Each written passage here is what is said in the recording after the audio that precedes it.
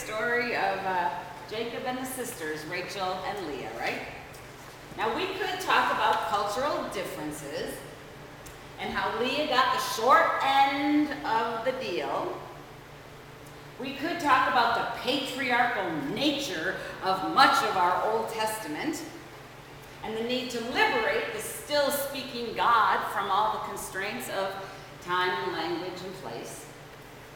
But I want to suggest just two important lessons present in that story for us today.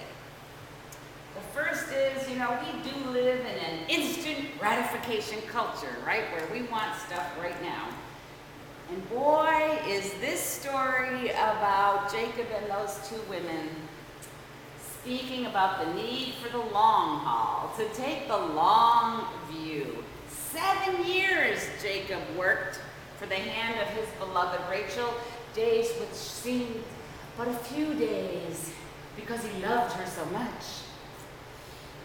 Only to find that the morning after the grand wedding, he wakes up, whoops, and somehow it's not the love of his life that he had been working 7 years for. And so then he had to work another 7 years to truly make Rachel his wife, although he did get her as second wife after only a week. These are just great stories that teach lessons, but I hope you all won't take them as literally true.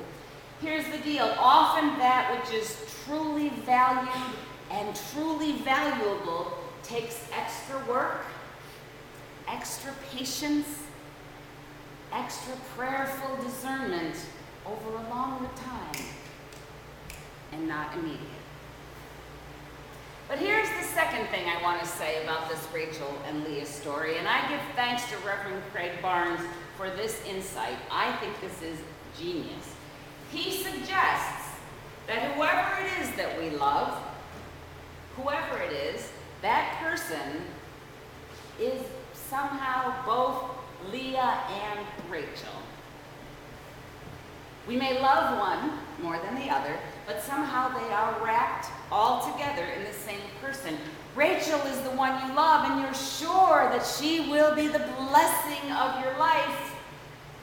But you don't get Rachel without taking Leah, who you don't love, and who you didn't think you were getting, right? Not long after we're together with the one we love, we discover the both sides, as in this story.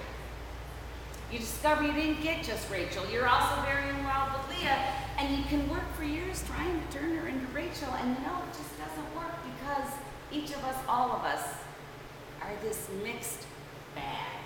Falling in love isn't a matter of will, that just happens. But you do have to make choices if you're going to stay in love. After you realize that you've married a human being.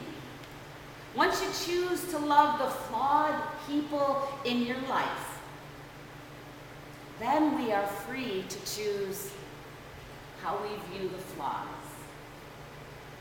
It's curious, in the Hebrew text, the words that speak about Leah's eyes can be like this.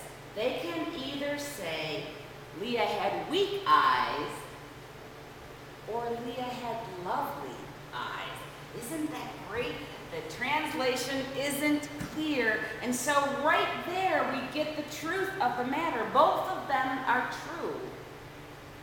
Perhaps the flawed weak eyes become lovely eyes over time in the context of learning how to accept and love the person you're with.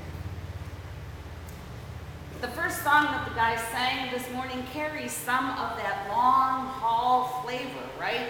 The faith is mine, but I still got a long way to go. I'm still doing time, it's a lifelong task. The faith is strong, I keep hanging on, 'cause I know that I've only to ask. The faith is mine.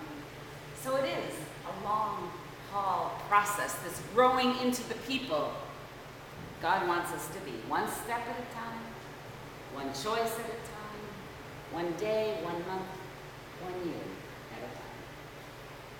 When we turn to those pithy parables this morning, there's some of that long haul, long view flavor there as well in pursuing the realm of God, the kingdom of heaven, right? I mean, here it is 2,000 years after Jesus first taught those parables.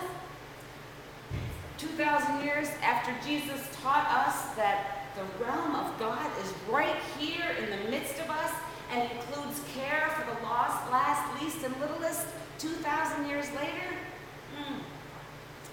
and Christianity has not done such a great job of that welcoming the kingdom of heaven right here and right now.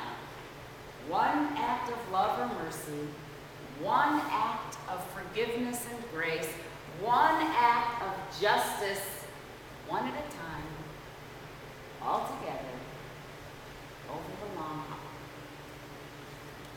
So what does Jesus have for us here today? 5 similes, right? That's what parables are. 5 similes comparing the kingdom of heaven to ordinary people, ordinary things, ordinary situations.